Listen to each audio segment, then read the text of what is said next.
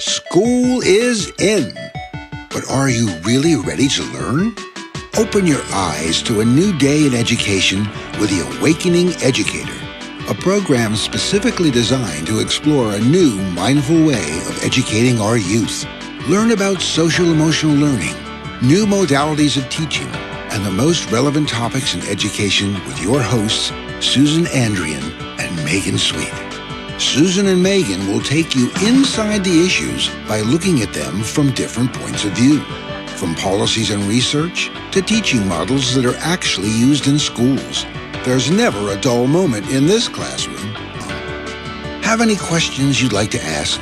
Maybe you have knowledge you'd like to share, and share your thoughts live on air. Grab a pen and paper and get ready to open your textbooks and minds to a new way of learning on the Awakening Educator. Welcome, everyone. I'm Megan Sweet. I'm here alone today, meeting with our guest, Alysse Castro. And today in this series where we're unpacking elements of education that are not as well known to everyone, or when you think about education, those pieces that are sometimes more mysterious. We'll be speaking with Alysse Castro, who leads a branch of supporting students that often folks don't know about and don't appreciate the depth of the support and the work there. So we're going to explore the students that she serves. So welcome, Alysse. Thanks. And do you want to tell everyone a little bit about yourself, what you do? Sure. I'm Alysse Castro, and I currently serve as the Executive Director for Alternative Schools for San Francisco Unified School District and County Office of Education, which is right there. It's a whole branch of schools that are often unknown and very mysterious and hidden. So, like, directly what I do is I supervise and support now 11 different small programs that all serve students who have been unsuccessful in traditional schools. And, from a layperson's perspective, we sometimes call them second chance schools. I don't call them last resort schools, but I think that it's certainly the case that no one starts out in an alternative school. And it's a very exclusive club that you have to fail into joining. But it's also behind the magic curtain. There's extraordinary stuff happening there. Yeah. Before I was in San Francisco, I was an alternative ed principal for a number of years. And while I was there, I became really intrigued by the mystery of what would happen when my continuation students would be detained, and they would go into the black box of juvenile hall and they would come back. And then it was clear that something had happened, and that sometimes that experience was life-changing for the better and sometimes not. And that really, wanting to look inside that black box and finding out what happened in court schools and what happened for kids in detention, really set me down the path I'm on now, where I work a lot with justice-involved youth and do a lot of work with juvenile justice reform. Yeah, that's so exciting. I mean, I think that's actually a great place to begin, which is, so districts call them different names and they probably fall under different categories, but the general category are like alternative schools. So schools that don't fit that normal model where kids come in and they go to school during the day, although no school fits that model now, but let's just say that's the model. And, they go from their classes and then they go home, and that's kind of what everybody has in their minds. So how do kids start to, like you said, failing into, but like what's the path or a typical path of a child going into an alternative school, and how do they fit in with the other structures within a school district? So alternative schools, I'm going to take a step back, and okay. There's because there are so many different kinds of alternative schools, and right. I want to clarify that what we're talking about, because alternative is a word that can mean anything. Generally, in this branch of the education universe, alternative school is a term of art that refers to schools that have their own separate sections of the education code that identify for them different rules by which they operate, sometimes different outcomes that they're supposed to achieve. But when they're are different pieces of law that creates different opportunities for different structures, different shapes, different purposes, different funding mechanisms that can have all sorts of fascinating and funky downstream effects. And so that's what I'm talking about when we talk about alternative schools, is there's a different set of tools that are designed to accomplish a slightly different set of outcomes. Yeah. And then in terms of how kids get to them, the largest type of alternative schools is continuation high schools. And though they're the largest and best known, and kids usually get referred to them because they are experiencing, they're credit deficient, which means that they are failing classes at the secondary level. And credit deficient and truant are two big conditions that often will flag students for a referral to alt ed. There are others like expulsion, recommendation for expulsion, serious disciplinary issues. It is totally possible for students to self-refer, or families to choose these alternative ed settings in most cases, but we rarely do. They rarely do. Though one of my favorite experiences is when I've worked with a family for a while, and typically it was not a great experience for them to get the referral to alt ed in the first place, and they may have come in kicking and screaming, but then a couple of years later I'm getting a call from mom or grandpa or somebody saying, okay, my next one's having trouble, can you take them now? Because in fact alternative schools are generally places that take really good care of their kids.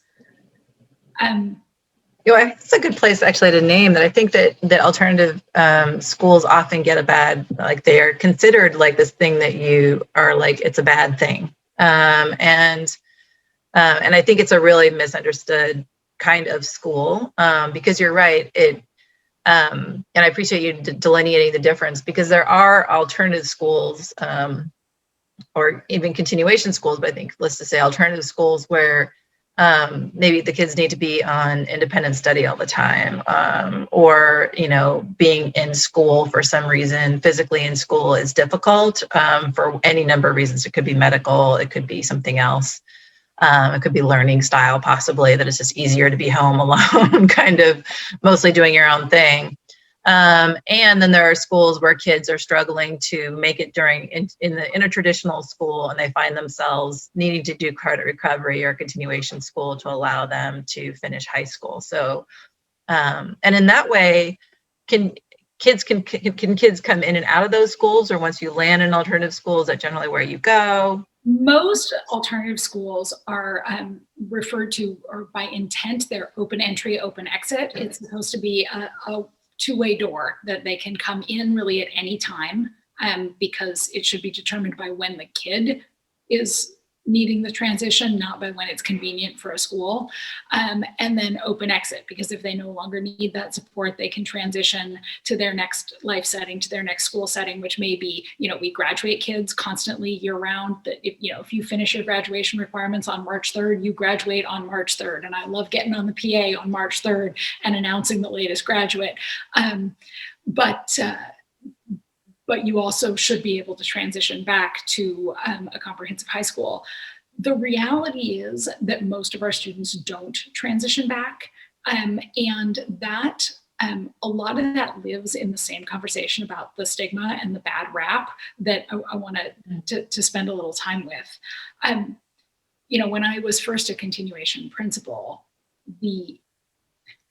my very first couple of months, I came to dread my phone ringing, because it would be some parent who basically had a conversation with the counselor at one of the comprehensive high schools, or traditional schools, as we call them, because you can't be comprehensive if you kick kids out. But sorry, my bias is showing there. But we would get, I would get a call from a parent, and it would basically be some version of, they said my kid has to go to your school. And I was like, oh God, I can't get this phone call every day. This is horrifying, because I knew what a great little school it was, and I had wanted to be there. So we started working on flipping that narrative. And I would have these conversations with families about like, well, they said that they may have said that you have to go, but actually you don't. Like, this is totally voluntary. It's not required. And in fact, I've got a little bit of a wait list right now, but if you want to get on the wait list, you can come to our orientation and check out the school. And I mean, because I found if I could get them in for orientation, I had them for life, because they come in demoralized and why we have to do this. And after 90 minutes of this is how this school works, and this school has been designed for the needs of a particular type of learner. I would sometimes say, I was the principal of Island High at that time. And I would say in orientation, Island High, it's not school for dumb kids. It's school for smart kids that don't like school. Like, this is all about not wanting to play the game of school the way it is played in a traditional high school. It has nothing to do with not wanting to learn or not being able to learn. And it's just structurally different. Like, we don't do homework, where our activities are a great deal more tactile. Our terms are much shorter. So things like turn around quickly, it's very concrete. And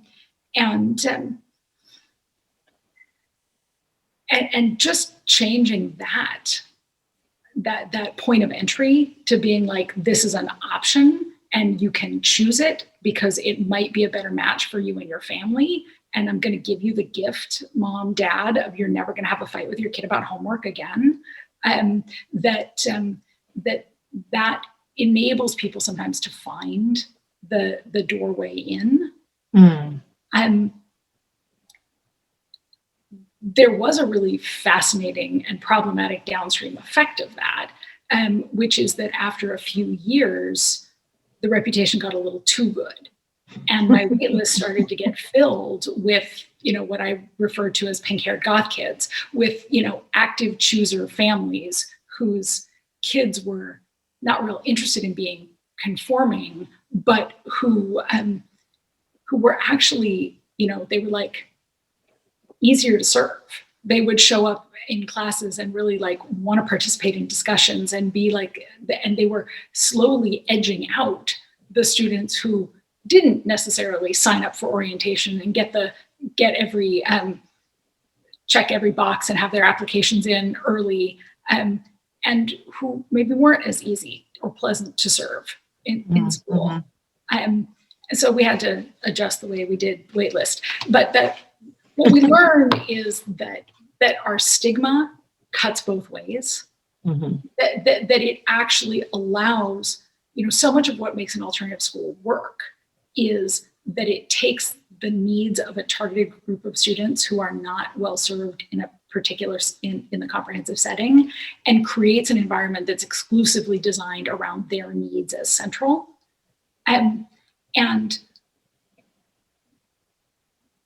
But then you have to make sure that you're actually serving those kids, and those kids are often not active choosers. So you kind of need the stigma a little bit to keep the balance right. Right.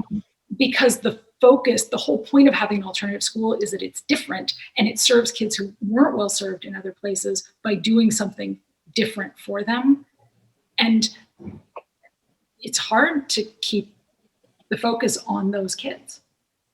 I love what you're saying there. I mean, there's a couple of things you're saying there that just really are catching my attention. The first one is that reframe, or how you frame something, is so powerful and so important, and reputation can precede something. And so I just love the reframe, because I think most people, even educators, if they think about alternative schools, there's a negative connotation, like, even if it's almost reflexive.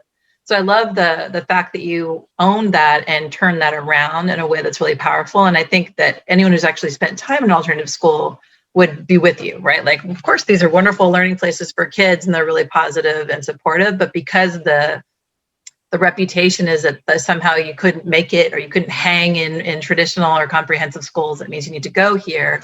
So I just love the first of all, I just love that reframe of like, no, actually, it's just for kids that learn differently, that need a different learning experience, that they can be successful. And in that way, it provides a flexibility and a range of options that aren't available in most comprehensive schools, high schools, or traditional elementary schools.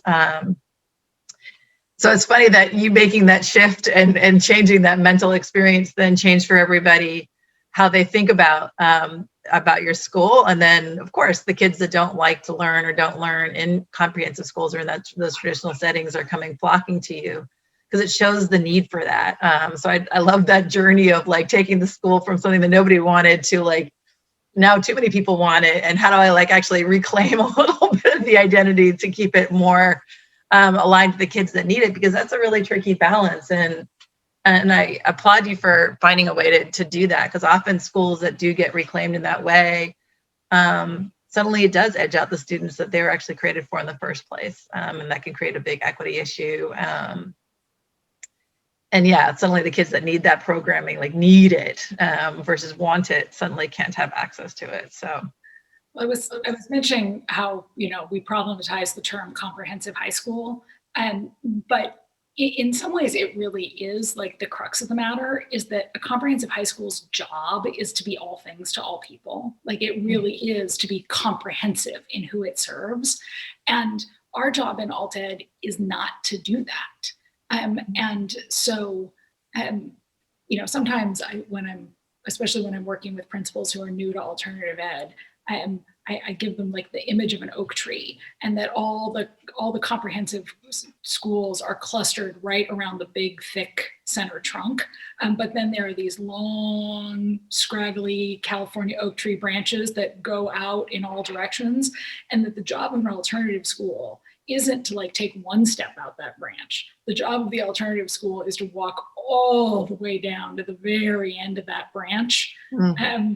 And because there are some kids out there that need the thing that you can only do all the way out there at the end of that branch. And that means that, 90% of kids, probably 99% of kids in a district don't need that thing. Right. The ones who do need it, they need it really badly. And they need that school to walk all the way out to that branch. And I mean, that's why I have 11 microscopically small schools and programs in San Francisco right now. Only 2 of them are duplicates. Wow. Because they do different things for different kids that couldn't get what they needed in a comprehensive setting. Maybe can you explain what some of those schools are? Because first of all, I just love that notion of like, my heart was like so warm when you were saying, serving the kids that are all the way out on the extremes, because that's our job as educators, is to find kids and meet them and bring them forward. So I love just the mission of that and the notion that that's who we're serving, and that we're going all the way out on that branch to serve kids. So that just warms my heart. So thank you for leading in that way, because not all leaders lead in that way and frame it that way. But maybe you can describe some of the schools that you do support, because lots of folks, I think it's a new concept, this kind of school. I'll do the quick rundown to give sort of breadth, and then we can pick a few to explore if you want to go there. So we have 2 continuation high schools, but they're quite different. Continuations serve kids who are at least 16 years old, and usually their leading indicators are truancy and credit deficiency. And so it's all kids who are at least on their second high school. And one of those schools operates in a really small family-like feel, with the family feel is what they're going for. Everyone knows everyone, and they drive with relationship. The other one of them is a project-based learning school, which drives with a pedagogical notion, in which it's entirely fun, that kids are in self-contained classes all day long with 2 teachers who are co-teaching all their integrated subjects, all oriented around a thematic project. And then I have a full independent study school, and independent study could be like its whole own animal. But the independent study school also does project-based interdisciplinary study, with students who usually come to campus or come to virtual class these days for a couple of hours a week. So it's almost like a collegiate model of you get little sections of support. Those are my three big schools. They sit between 150 and 200 kids. And then on the county side of the fence, because San Francisco is also a county office of ed, and county offices are designed to provide safety net schools for student populations that pretty much can't be served by a school district.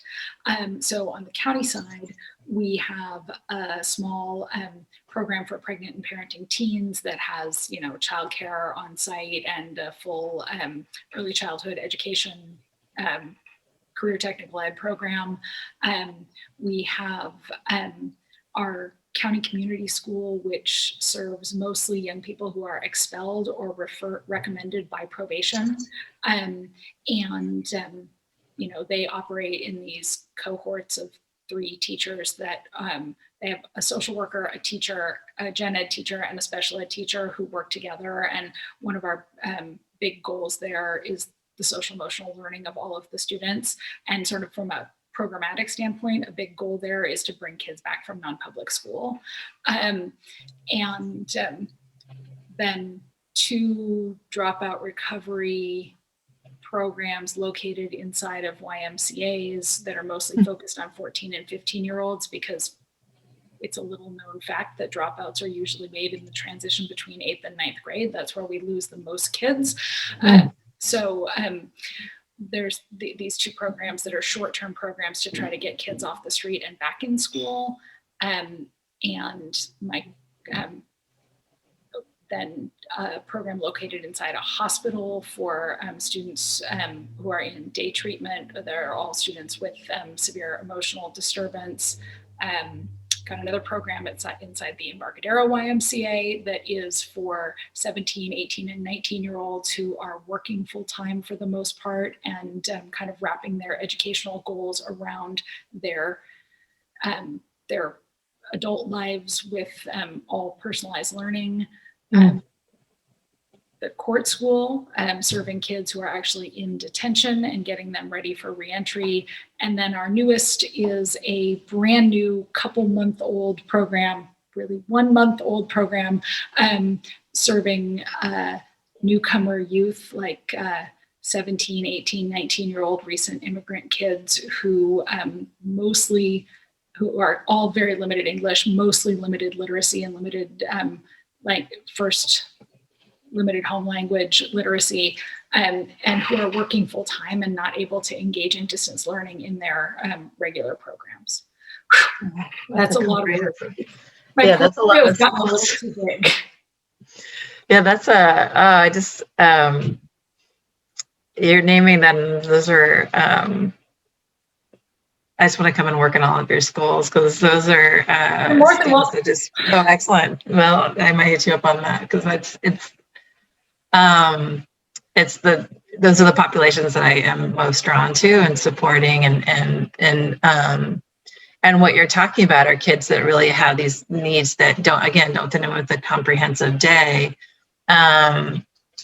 But the services that you're providing are really profound. I mean, these are giving kids another chance to be able to finish school. And I love that you have a newcomer program. We interviewed someone a while back who wrote the Faraway Brothers. Have you read the Faraway Brothers or heard about the Faraway Brothers?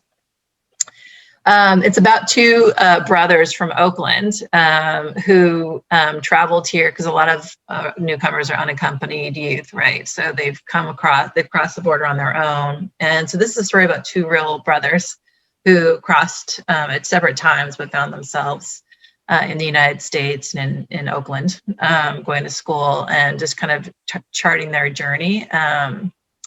And, you don't think about all the needs of a student like that. And they're really profound. And these are kids that are, often don't have any other choice. They're making on their own. The main amount of responsibilities on them at a young age are just enormous. And so to be in a new place and to be able to access programming that actually supports them to be successful here is just huge. So it just makes me so happy to hear that program is there. Yeah. what's really exciting for me, you know, when school closed, when physical school buildings closed down in March, and you know, none of us knew what to make of this,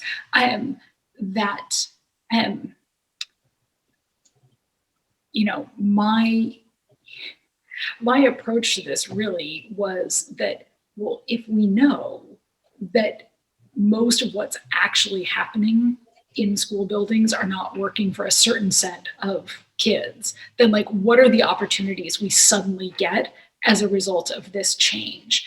And we had been working on this newcomer alternative program for a while, but the sticking point was a building. That we couldn't identify a building to work out of. And all of a sudden it was just like, oh, wait a minute.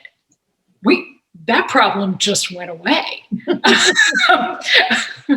I'd been squirreling away money to fund new teachers, to fund, like we thought we were going to get a go for this. And then the whole like decision-making process shut down without being able to assign us a building. I was like, wait, let's go anyway. We don't need a building. I can buy touchscreen Chrome pads, Chromebooks. I just smush two things together there. And I mean, that's kind of been like our whole banana pants approach to COVID is, you know, it became obvious over the summer that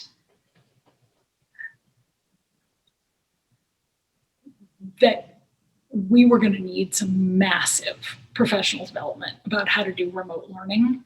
And it was not going to come at the pace that was needed to conduct an entire system-wide experiment in remote learning with a whole bunch of people who aren't trained to do that. So we really sat down and got stuck real early on the goal of ensuring that the alt-ed student was the unexpected winner of emergency remote learning. And there have been a lot of victories, but being able to just open a school in January in the middle of a crisis for the kids who are most impacted by the crisis, because we're just like, screw it, we don't need a building, was one of those things that feels really like the best part of alt-ed is that no one understands what you do.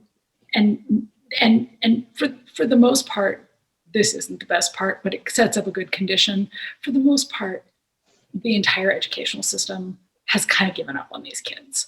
They're like, right, we don't know what to do.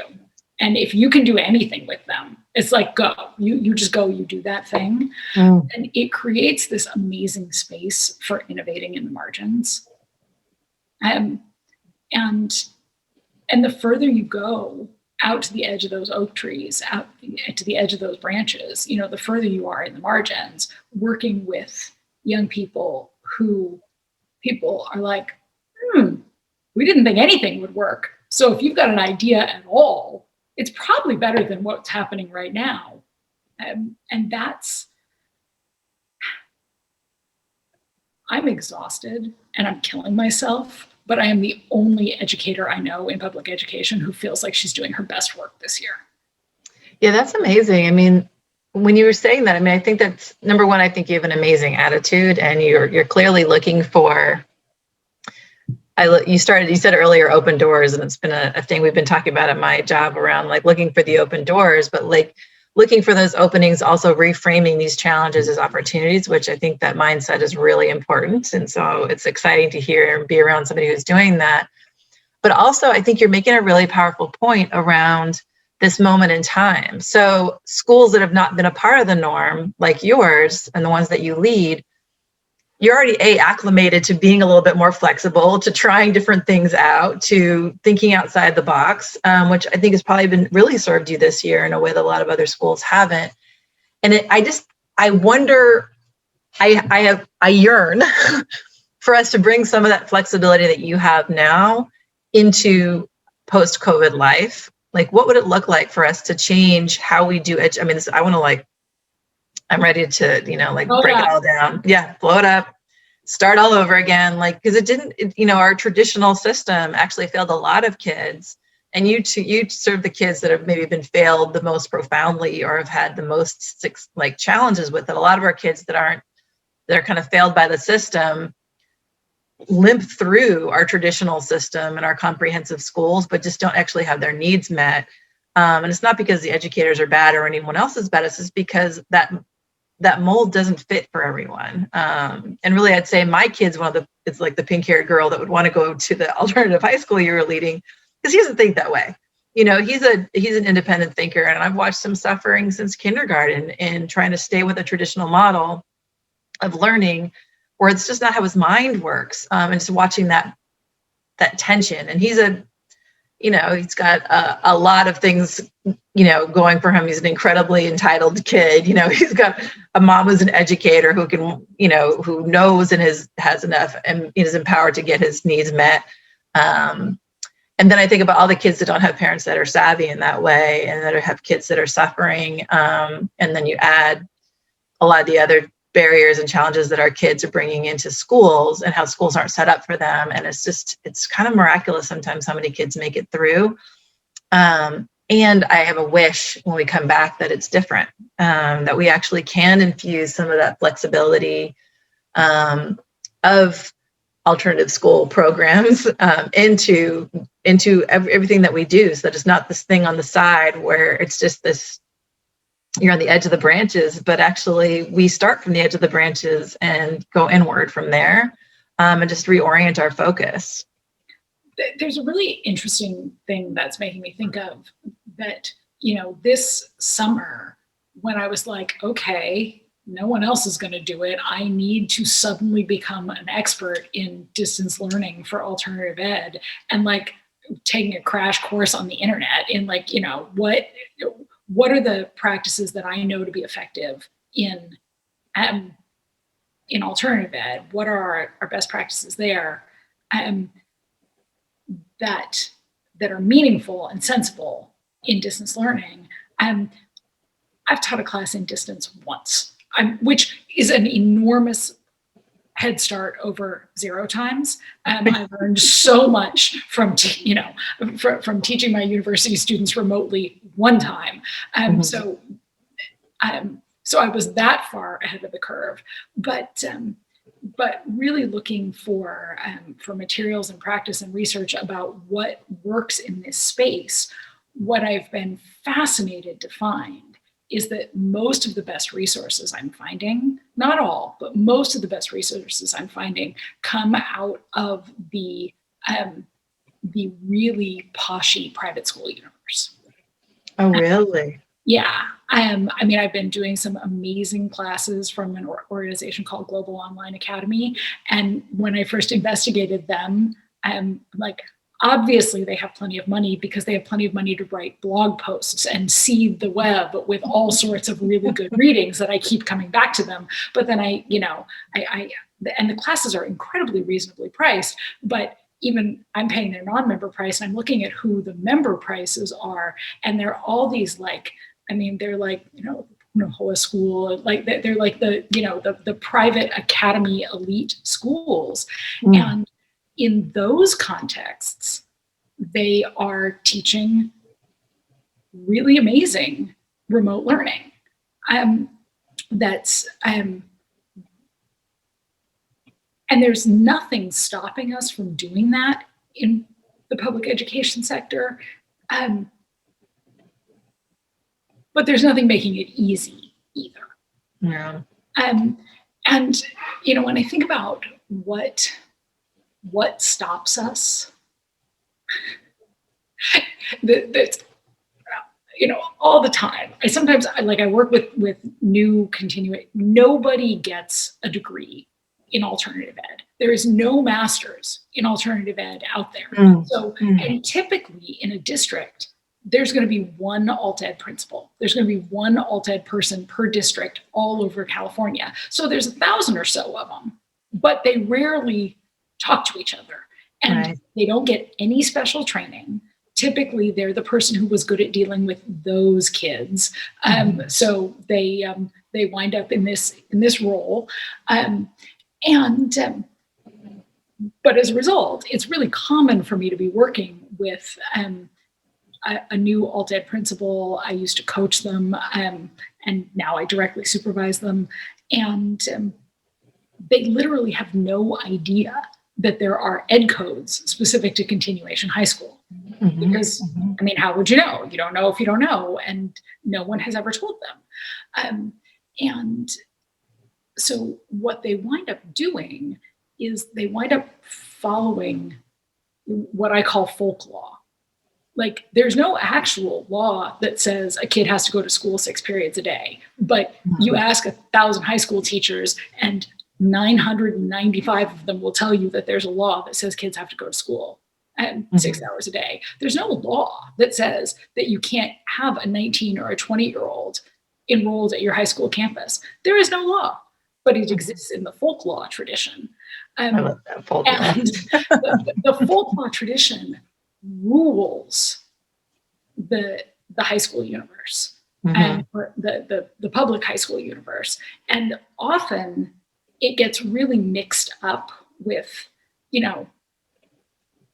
who are our schools designed to serve? And, they are designed to serve the entire sector who wants us to train employees. And increasingly, my lament is I don't work for the UC system. That so much folk law comes out of, well, but this is actually a UC A to G requirement or a UC entrance requirement, and therefore we have to bake it into everything. And I mean, to be clear, I love the UC system. I have spent much of my life in it, including working for the UC system. But these limitations we place on ourselves by handing down tradition that we think is required is like entirely on top of all of the tradition that it just comes from the fact that change doesn't happen without somebody pushing. Yeah, that's amazing. I'm gonna borrow that phrase. I'll give you credit. But folk law is such a powerful, such a powerful phrase to describe what happens in so much of education. I feel like so much of it's like, well, this is what we have to do. This is how we do it, or this is why. And there's often not a lot of why behind it. It's usually my first question when I talk with anyone about something they want to do in a school or a program. I'm like, okay, well, why? Like, tell me why. Help me understand why this is the thing. And there's usually not a lot behind it besides, I love that folk law. Like, it's something akin to that. There's a lot of things, and parents will say that, there's lots of things that people attach to, like, this is what a school needs to be. And a lot of it is, it's not actually real. It's not actually super supportive for kids. And it's these artificial constraints that we put on ourselves in a system that already has plenty, frankly. So I don't know why we want to walk up and like give ourselves more, but that's what we seem to do. Like, let's have more ways to make this difficult and impossible and just pile those onto the list. So folk law, I love that. I love that notion and that mindset. So how do we, like, what are your thoughts? I know you've worked with comprehensive schools too, but I keep thinking about, like, okay, so at some point, things are going to return to, quote unquote normal, or we're going to be able to be back in school again. But how do we get some of this, like, how are you already thinking about, like, returning kids to something that is more what we had before COVID? And what are your thoughts around that for your population in particular? Are you going to go back the way things were, or do you want to keep them with the flexibility that you've gotten this year? So, I mean, much like the oak tree, my answer is fractal. That, like, one of my schools, Youth Chance, we're never going back. And, it turns out that as soon as we released ourselves from the idea that it was important for kids to show up in a particular time at a particular place for, 4 specific hours of the day, that, our enrollment and participation numbers have doubled. Oh, wow. And I mean, it's a small program, so double still takes us up to, 20. But, given that those are all kids who were basically entirely out of school and mostly justice involved, and they're holding down the job and they're coming to school remotely, like they have told us real clearly this works for them. But I mean, we have other schools for whom the attribute of relationship and the attribute of sort of a positive environment really was the game changer for them. And that they are, I think, really, really struggling the most. And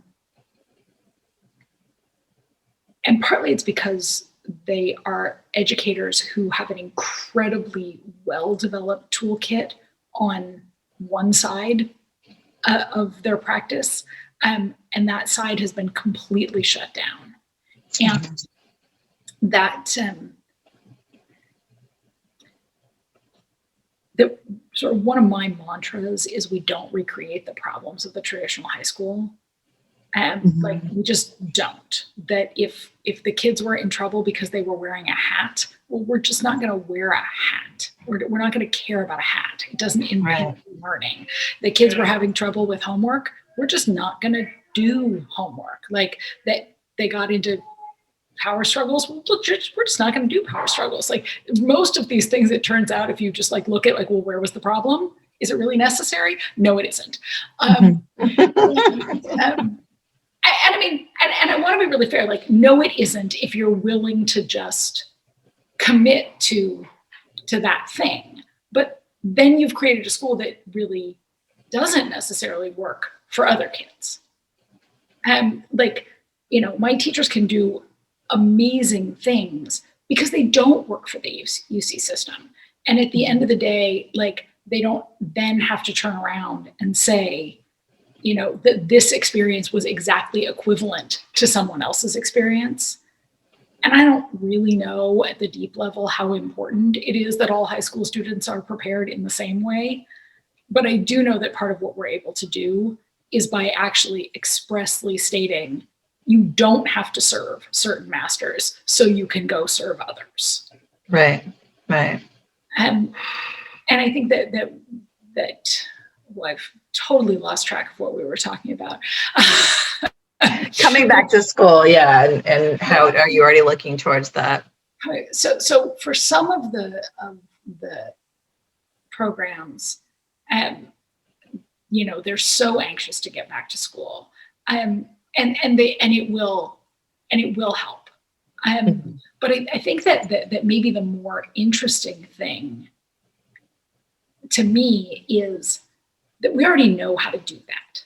Like, we know how to go back to what was, with, you know, minor modifications or tweaks or something. So the interesting questions are all in like, what have we learned in this space that we don't want to go back to? I mean, one of our big learnings, you know, when we shut down unexpectedly in March, one of our immediate learnings from that emergency remote teaching, which was very remote, you know, it was very like catch as catch can, kind of pushing out some assignments.